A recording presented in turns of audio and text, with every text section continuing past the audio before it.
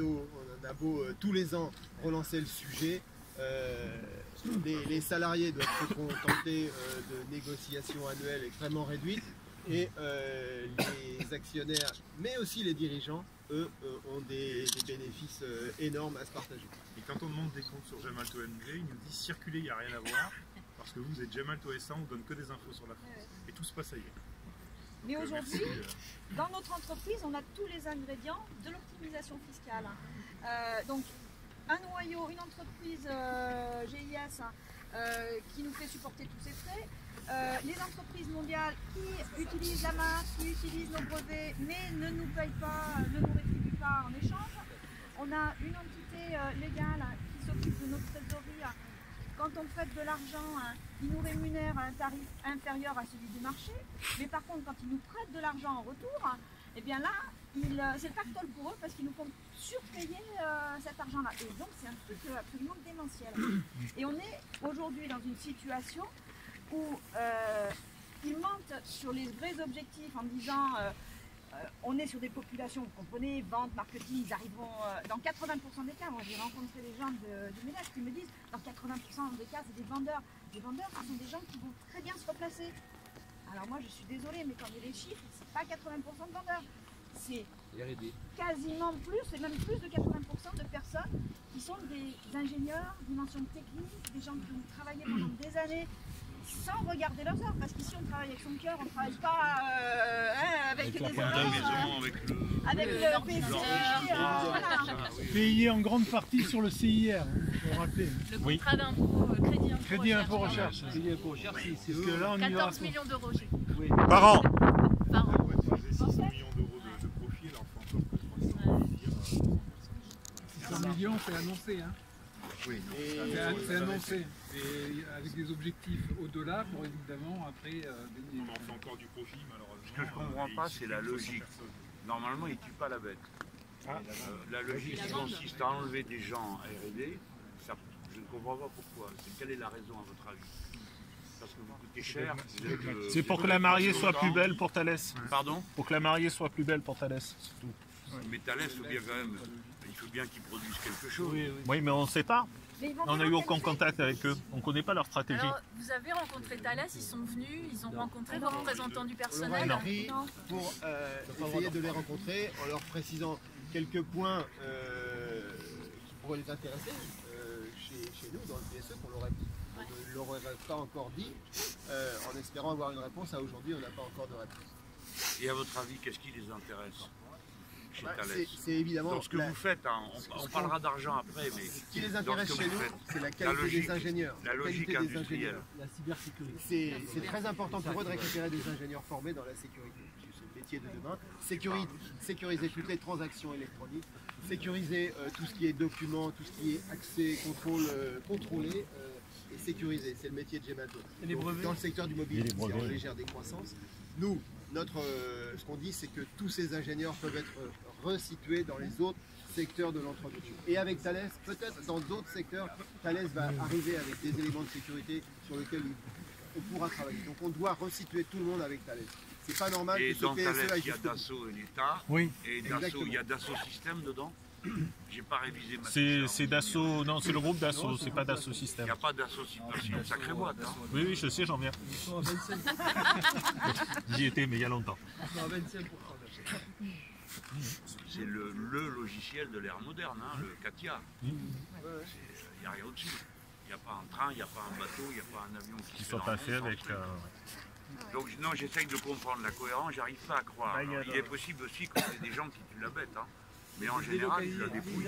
Il y a beaucoup de monde et ils vendent par compartiment. Ils ont fait un coup de l'ingénieur ici, un coup de l'ingénieur à Prague ou en Asie. Et voilà, on ne fait pas le poids. Alors, sachant que l'ingénieur à Singapour, par exemple, qui est énormément subventionné par l'État de Singapour, Gemalto a pris des engagements en termes de charges de travail à Singapour, d'investissement. Et à Singapour, ils se défendent. Et ils ont beaucoup capté de R&D. Les gens que vous voyez ici travaillent tous les jours avec Singapour et avec les Philippines maintenant, avec l'Inde, la Chine, le Brésil. Voilà.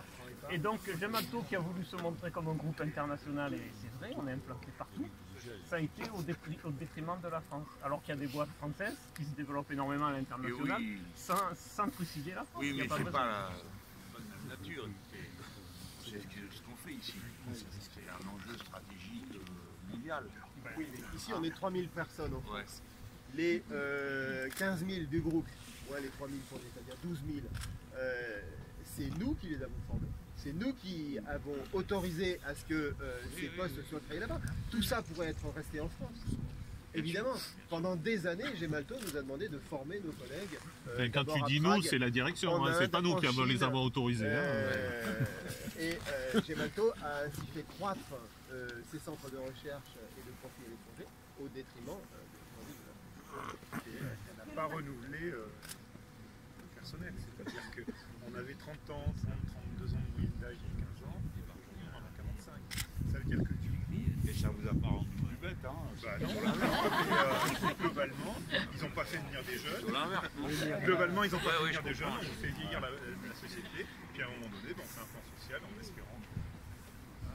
Et ce que l'on a compris en fait du rachat de Gemalto par Thales, c'était la volonté, y compris politique, de faire un géant dans le monde de la cybersécurité pour que la sécurité en fait, de l'Europe ne soit pas ni aux mains donc, des Chinois d'un côté, ni aux mains des Américains. Donc en fait, là... La seule garantie qu'elle soit pas aux mains des Américains, c'est qu'on s'en occupe nous. Parce que, voilà, c'est tout. Voilà, mais on est d'accord. Si ce n'est que la problématique qu'il y a, c'est que derrière ce plan social, il y a aussi des plans de transfert de technologie et de délocalisation de certaines équipes qui sont sur des pays qui, en fait, au départ, n'offrent pas ces garanties-là. Et donc, a priori, c'est contraire aux intérêts qui sont affichés. La clé, c'est l'État. Le problème de l'État, c'est qu'il est lui-même colonisé par des gens qui ont une vision exclusivement financière de la vie économique. Donc, il ne s'intéresse que rarement à ce que produit une entreprise et quelle position ça a dans la chaîne de production globale, de l'économie globale. Ça vaut aussi bien pour des machines comme celles que j'ai vues à Grenoble, on peut dire, c'est des machines qui servent pour les barrages. D'accord? Bon, on peut dire, tout ça c'est le 19e siècle, peut-être bien, mais en attendant, c'est avec ça que ça fonctionne. Ça représente à peu près 25% des machines qui sont installées dans le monde. Les gens avec qui je discute, je m'aperçois que leur problème, ils ne comprennent rien à la machine, c'est pas leur sujet. Leur sujet, c'est est-ce que ça va rapporter ceci ou cela. Et là, je me demande qui suit votre affaire. Parce que clairement, ce que vous faites a à voir avec la sécurité du pays. Et les moyens dont on dispose pour se protéger nous tout seuls, c'est aussi stratégique. C'est un des aspects, absolument. Hein? C'est sécurité des... Bon, alors est-ce que vous avez l'impression que les gens avec qui vous parlez comprennent qu'on parle de ça? Non. En tout cas, pas... Oui ou non, j'en sais rien. J'ai pas d'avis. Non, il faut réamener la question à l'Assemblée nationale. Il faut se demander si Gemalto... c'est un peu pour ça qu'on est là, non? On m'a mis la cravate. Je sais, moi je l'ai enlevé parce que les plus jeunes l'ont enlevé. Moi j'ai l'habitude. Comme un vieux cheval, je porte le licol. Il faut se demander si Gemalto doit continuer à exporter de la haute technologie comme on l'a fait jusqu'à maintenant. Ce n'est exporter, délocaliser. Ce n'est pas normal. Ce sont des ingénieurs de très haut niveau qu'il y a ici. Et il faut qu'on garde un minimum de savoir-faire chez nous en France pour se développer, pour continuer à prospérer, pour assurer demain.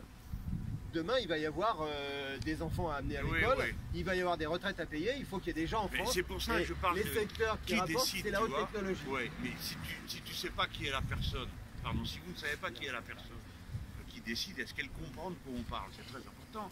Parce que moi j'ai entendu pendant je ne sais combien de temps qu'on allait vendre des TGV aux Chinois. Il y a longtemps. Alors on nous disait à chaque Français qui allait là-bas, on nous disait allez, il faut expliquer qu'on va leur vendre des TGV. Et moi je leur disais mais vous rêvez, ils savent les faire. Pourquoi vous croyez qu'ils vont faire des ombrelles et des castagnettes pendant combien d'années? Ils ont des ingénieurs, ils savent le faire. Donc il y a des domaines dans lesquels il faut d'entrée de jeu sécuriser ce qu'on échange. C'est pas on fait puis après on voit ce que ça donne. Une fois que vous avez transféré la technologie, c'est fini. En plus, vous me dites que vous avez formé les gens. Vous êtes tombé sur la tête ou quoi? On est d'accord. Notamment On en a Chine. absolument besoin d'aide parce que nous ne sommes pas des communicants. Nous, on est des ingénieurs. plus. On pense et on travaille. On a besoin de gens qui font l'interface Voilà. avec des gens qui prennent les bonnes décisions. Et c'est pour ça qu'on a besoin de vous. Il y a un angle d'attaque. D'accord. Il y a un angle Besoin d'audience. Thalès, c'est au mois de septembre. Mais oui. Thalès, c'est l'État oui. français et il faut porter à l'Assemblée nationale le fait que cette boîte aujourd'hui se sépare de 300 personnes alors que Thalès embauche 1300 personnes en France et on est 35 000 en France. Donc, il faut porter ce point. Pour moi, c'est un angle d'attaque primordial. Et dire et demander des comptes à l'État français comment ça se fait qu'aujourd'hui, un groupe comme Gemalto va supprimer 300 personnes et va être accueilli dans un grand groupe comme Thalès avec 1300 personnes. Je ne m'y prendrai pas par sous. Je le ferai, mais je ne vais pas m'y En tout cas, prendre. c'est un argument. Non, mais c'est un argument, ça reste soi. Ouais, Ce mais- que je veux vous dire, c'est qu'à chaque fois, on vous dit « Ah, bah écoutez, c'est comme ça, bon, nous sommes en économie ouverte, monsieur Mélenchon, vous n'allez pas tout contrôler, tout diriger, blablabla. Bla, bla. » Mais ça dépend de ce qu'on produit. Si on produit des objets qui ont une importance stratégique pour le pays, là, la discussion change de nature. C'est est-ce qu'on accepte de s'en passer, de dépendre des autres? C'est très grave. Parce que figurez-vous que quand on a liquidé Alstom, c'est pour ça que je vous parlais tout à l'heure, bon, Alstom, j'ai suivi cette histoire pendant des années. Et donc pendant des années, des gens ont organisé la catastrophe. Et ça ne les a pas dérangés. Et à la fin, on s'est retrouvé à avoir vendu la seule boîte qui fabriquait ce dont on avait besoin, qui étaient toutes ces machines qu'on met en mer ou qu'on met sur la terre, au moment où on est le pays le plus en retard d'Europe pour ce type d'installation. D'accord? Donc c'est vous dire qu'ils sont capables de prendre une série de décisions aberrantes qui à la fin aboutissent au contraire des objectifs qu'on a pu se fixer. Donc je suis bien inquiet de votre histoire, parce que c'est la deuxième boîte qui nous file entre les doigts comme ça.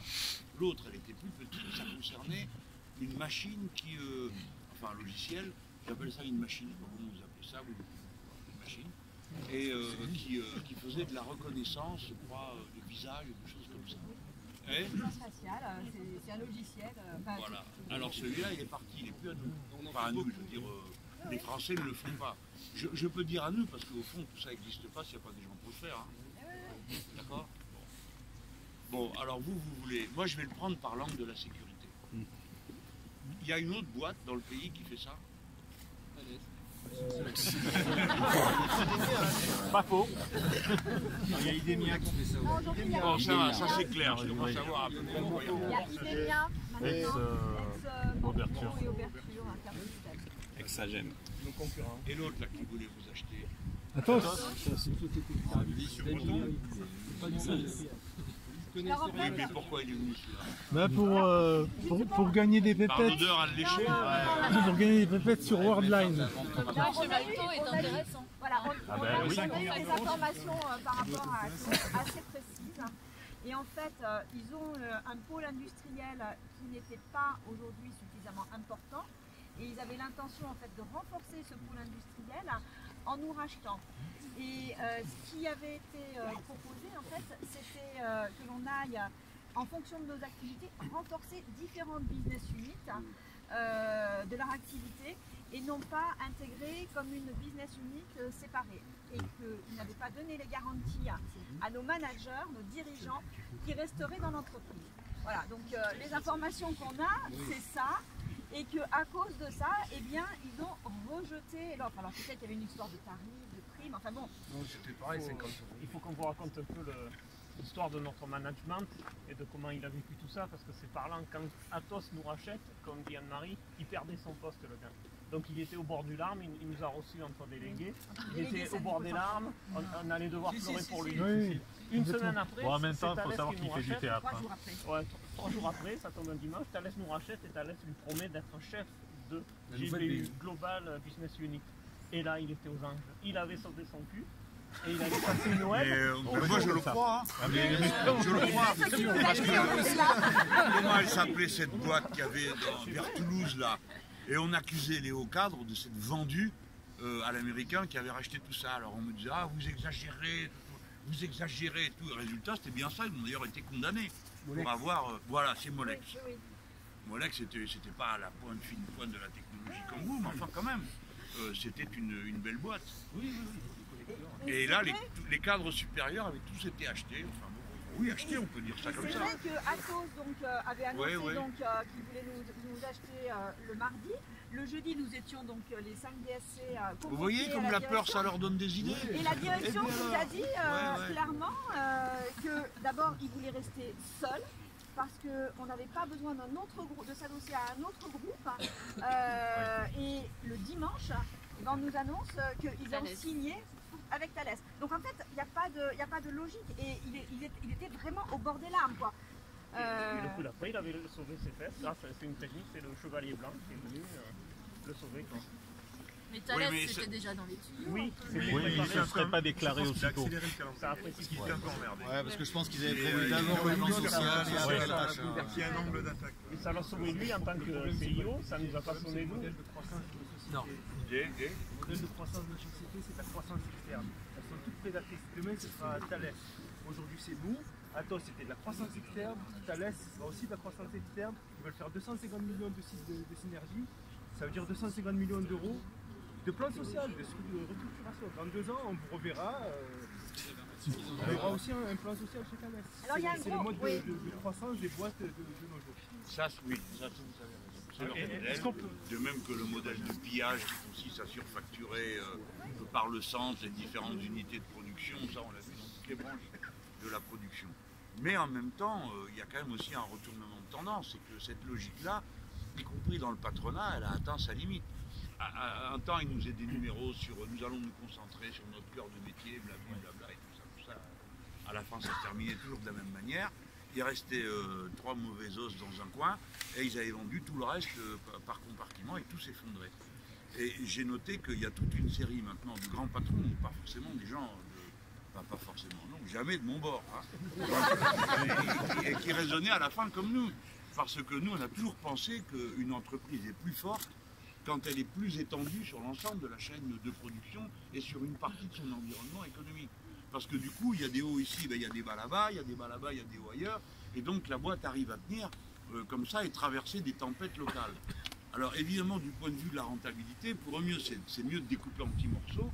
Et puis quand il y en a un qui meurt, ben, il meurt et il est remplacé quelques temps après par un autre. C'est leur vision. Sauf que dans le cadre de la mondialisation, les choses ne sont pas remplacées au même endroit. Et donc les centres qui ont la capacité intellectuelle, vraiment, moi vous le savez parce que vous êtes dedans, mais c'est l'affaire vitale. Si ça s'effondre, après c'est terminé, on ne rattrapera pas. Hein. On ne rattrapera pas, donc on n'a pas intérêt à perdre notre avance dans certains domaines parce que c'est notre contribution et qu'on ne peut pas s'en passer. Donc moi c'est ça qui m'alerte dans cette histoire. Évidemment vos emplois, etc. Bon, mais j'ai envie de vous dire, il y en a quelques-uns qui sont dans la même aventure. Mais pour le pays, c'est pas la même chose.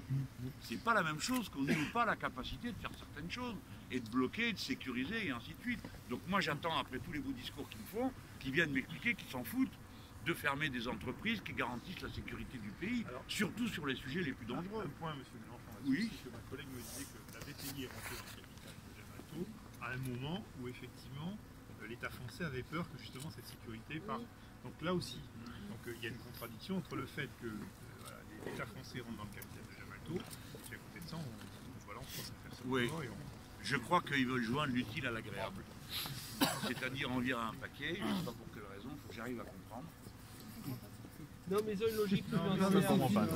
C'est pas que, parce que si ça tue l'entreprise, vous pouvez... D'accord. D'ailleurs, l'action, la prise, c'est ça, c'est parce que c'est pour la bourse. Et nous, on a besoin aussi de gens comme vous, parce que dans le cas du PSE, en ce moment, nos seuls interlocuteurs, c'est la directe, l'inspection du travail. Et l'inspection du travail, qu'est-ce qu'ils regardent? Est-ce que le livre il est bien? Non mais vous inquiétez pas, ils savent que je suis là, donc ils craignent une contamination générale, donc ils vont vite s'intéresser à vous. L'inspection du travail ne regardera jamais les raisons financières, la sécurité. Ils veulent pas de chômeurs, donc ils regardent les reclassements, qu'est-ce que vous proposez, les formations de machin, etc. Et puis ils regardent la forme. Mais le fond, c'est ce que on n'a pas d'interlocuteur. Personne. Mais c'est ça, moi je croyais que vous discutiez avec non. l'un ou l'autre, parce que franchement... Bercy, en fait. Si, alors Bercy aujourd'hui est en pleine restructuration. Le cabinet ministériel qui est en charge du suivi des restructuration en France est en pleine restructuration. énorme, Donc il y a des personnes qui viennent d'être nommées, mais bon, il faut que tout se mette en place. Et ça ne va pas, selon nous, assez vite. Là, on est... Il faut dire qu'il commence à y en avoir un paquet, là. Et tout est bloqué. Puisqu'il y a un changement de... Ah non, justement. Rien n'est bloqué. Et aujourd'hui, on vous parle du plan social, évidemment, qui touche majorité d'ingénieurs et cadres. Et on a aussi donc le rachat de Thales. Et il y a aussi 3 usines en France. Et c'est dans ces 3 usines aujourd'hui, nous n'avons aucune garantie pour l'emploi futur de ces... Qu'est-ce qu'ils fabriquent dans ces 3 usines? Des cartes à plus. Et le seul truc, c'est qu'on nous dit Thales est un acteur industriel. Or, Thales est ce qu'on appelle fabless, principalement. C'est-à-dire qu'ils n'ont quasiment pas d'usine. Ils sous-traitent énormément la production. Alors, ils ont quelques usines au niveau des satellites, mais sur de l'armement, mais la plupart de leur fabrication en fait, se fait en sous-traitance. Et donc, c'est pareil, on se pose des questions sur l'avenir de nos sites. Nous n'avons aucune garantie. On n'a aucun contact. On n'a aucun contact avec eux. Personne parle dans les gens qui dirigent. On parle d'argent et de plan social. Vous n'arrivez pas à parler d'autre chose. D'ailleurs, comme nos dirigeants se disent, nous on dirige le monde, vous en France, vos interlocuteurs, ça sera sous-directeur quelque part. D'ailleurs, les décisions, on ne les voit jamais. Ils ne viennent pas en CCE, ils ne viennent pas en négo, on ne les voit pas. Ils se planquent. Et là, l'État, qu'est-ce qu'il vous dit? L'État, aujourd'hui, on a demandé aujourd'hui des rendez-vous. Vous n'avez pas le côté industriel. Non, ça n'existe pas ça. Il y a les gros doigts de la maison, et tant mieux, de l'État, la BPI. Ne me dites pas que personne ne s'intéresse à ce qui se passe. Mais comme on est des cadres, on ne brûle pas de pneus, forcément, après on s'intéresse moins à ce qui se Les passe. pneus, je peux vous dire, j'en vois quelques-uns brûlés, ça ne sert à rien. Il n'y a que la peur qui les fait réfléchir. Là, on aurait pu aller aujourd'hui, mais on aurait pu essayer de stimuler, ça intéresse moins les gens que quand il y a une usine. Non, l'État, on va faire ça. Les gens qui parlent avec... Les élus locaux ici, le maire de la Sauterre n'est jamais venu. Et l'armée, pardon, pas l'armée, le ministre de la Défense, le ministre de l'Industrie. Monsieur Mélenchon, les gens qui parlent avec ces gens-là ont un devoir de réserve et un devoir de secret professionnel. Et ils représentent la direction générale dans les organisations professionnelles, donc ils ne peuvent pas parler. D'accord. Et en attendant, le plan il se déroule. Avec les lois Macron, c'est de plus en plus rapide. Ça, c'est clair que c'est fait pour vous passer à la moulinette. Et là, ça avance tranquille. Ça, c'est clair. Oui, je comprends. Le planning, c'est au mois d'avril, transmission à la directe du plan, 3 semaines de validation, première date de licenciement en juin. C'est ce qui nous a été annoncé. Et aujourd'hui, ce planning, il ne bouge pas.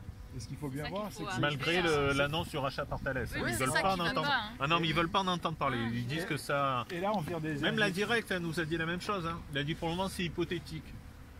Aujourd'hui, au bout d'un mois et demi que le plan a débuté, c'est-à-dire que 2 mois. ça fait un mois que le timing pour nous rapprocher en fait de la date finale des 4 mois, donc où on va déposer quelque chose, eh bien, ça fait un mois et demi, il y a eu une seule journée de négociation, une seule. Nous stagnons, nous n'arrivons pas à avancer, nous demandons des comptes à la direction, nous leur proposons des réunions. Ils nous disent, oh ben, ok, ce thème-là, on n'est pas opposé à l'aborder. Alors on y va. Non, mais pas maintenant. Qu'est-ce que vous vouliez me dire, monsieur? Qu'il y a des gens qui auraient été capables de me répondre et qui n'ont pas le droit de le faire? Secret professionnel, monsieur Mélenchon. D'accord. Il faut bien vérifier que j'avais bien compris. Il ne me reste plus qu'à trouver tout seul. Vous connaissez le gouvernement. L'idéologie de notre gouvernement, c'est 300 personnes licenciées pour donner ce côté-là à une société. Qui est plus dans un an va constituer une partie du numéro 1 de la sécurité, soi-disant, européenne.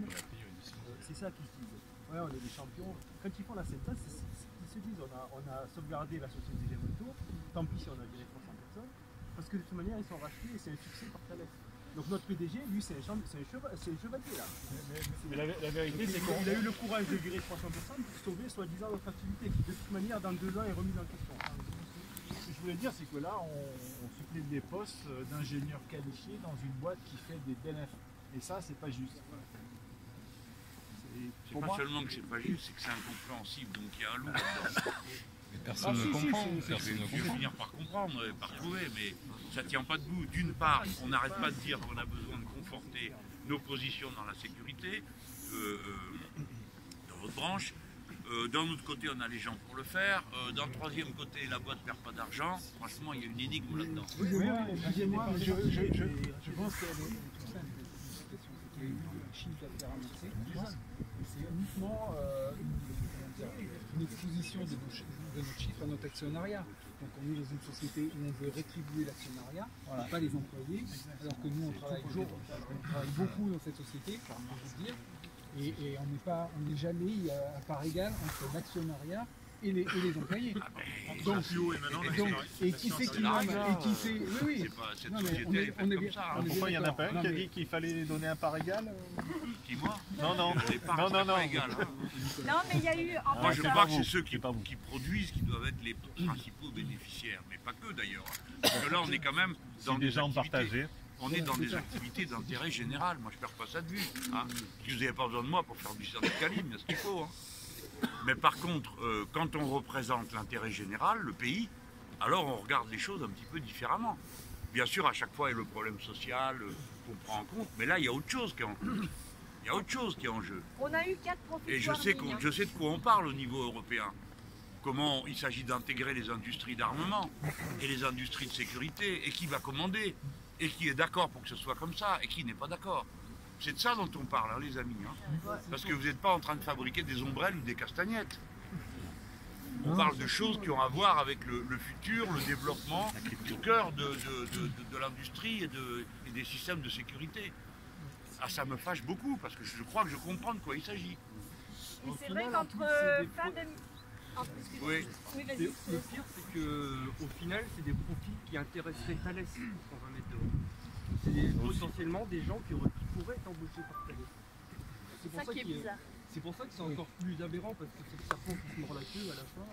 Enfin, on est des ingénieurs, on a changé aussi de métier pour ça. Pour la plupart d'entre nous, on a fait un métier par exemple dans la banque, d'autres qui sont passés au télécom.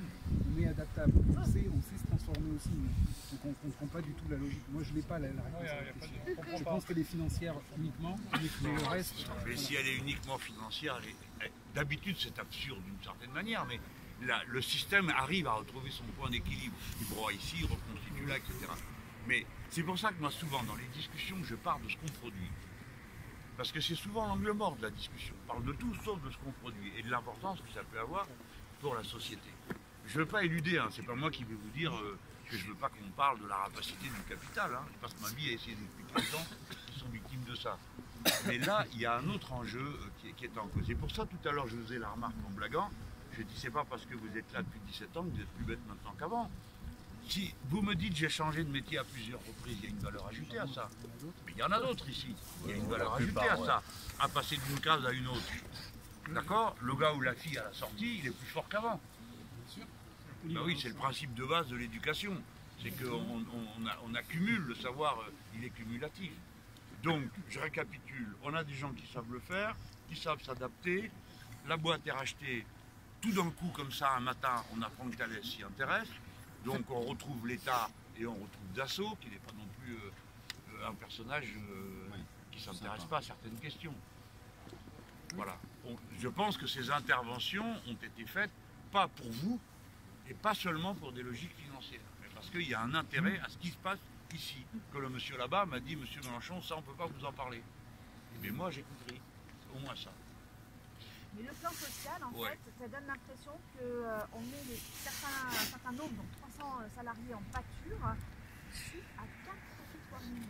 4 profit warnings, ça veut dire... Qu'est-ce que ça veut dire? Ça veut dire que des alertes sur les profits, c'est-à-dire que l'autorisation s'était engagée à faire un certain nombre de profits, et finalement, eh bien, ils ont dégradé cette situation entre le mois d'octobre 2016 et... Vous pensez que c'est voulu?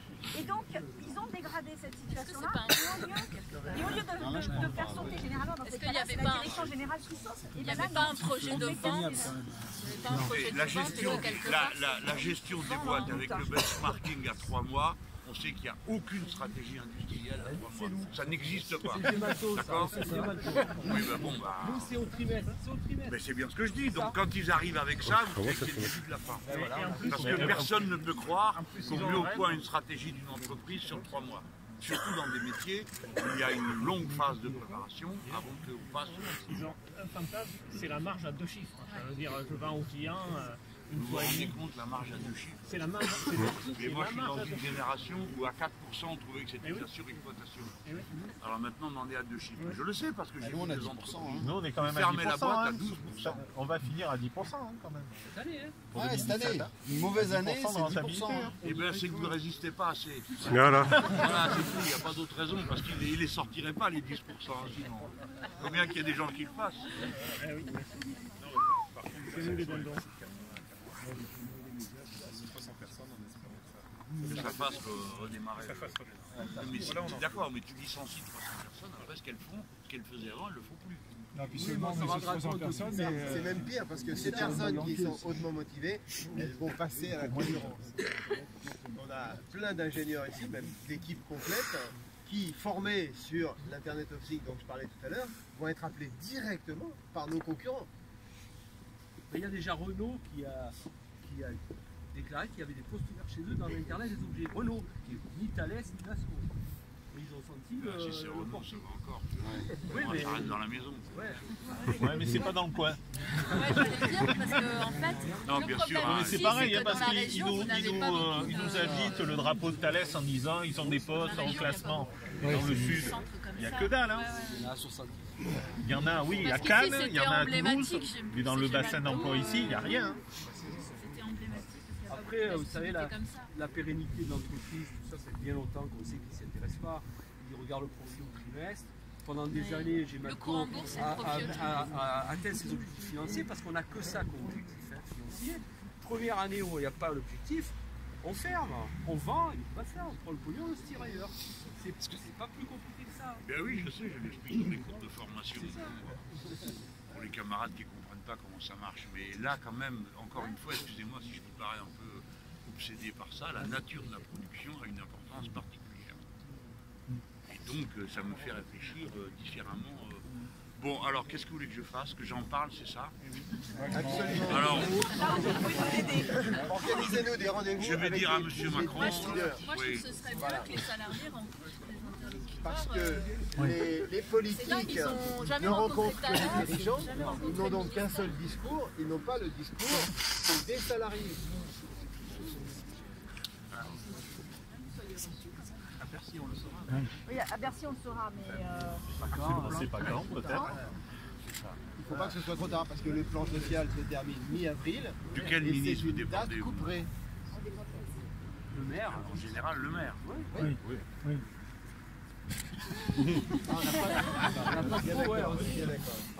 Non, non, mais lui, pardon, je ne veux pas me moquer excessivement de lui, mais lui, c'est un vrai croyant. Hein. Il croit que l'argent va au bon endroit. Quand je lui dis, mais monsieur, vous figurez que vous supprimez l'impôt sur la fortune, admettons que vous soyez autre chose que cupide et rapien. Mais bon, vous le faites, vous pensez bien faire pour le pays. À votre avis, qu'est-ce qui va se passer avec cet argent? Je lui dis, monsieur, je vais vous le dire ce qui va se passer.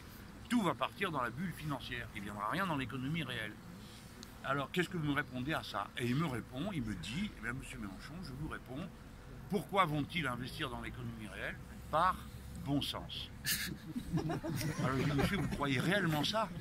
Vous croyez réellement que quelqu'un à qui on dit, monsieur, on fait du 12 ou du 15% dans la sphère financière et du 4% dans l'économie réelle, ou même du 10%, et va choisir 4 par patriotisme? L'argent a une patrie maintenant, voilà qui est nouveau. C'est pas Donc, quelque chose qui pourra le décider, mais le premier point Qui sur sait, lequel qui sait vous avez alerté, oui, il doit le décider. C'est-à-dire comment Ouais, j'ai laisser une partir version du couleur, savoir-faire, comment se débarrasser d'ingénieurs de haut niveau. Ça, c'est absolument pas normal. Écoutez, c'est votre meilleur argument. Moi, c'est pas moi je m'occupe pas je suis pas syndicaliste de la boîte. Hein. Mais le meilleur argument pour parler à la société, à la société, je veux dire à tous les Français, pas à vos dirigeants, je ne sais pas comment il faut faire, et j'ai jamais été syndicaliste en entreprise. Mais pour parler à la société, je vous jure que ça ne plaît pas aux gens de savoir ça.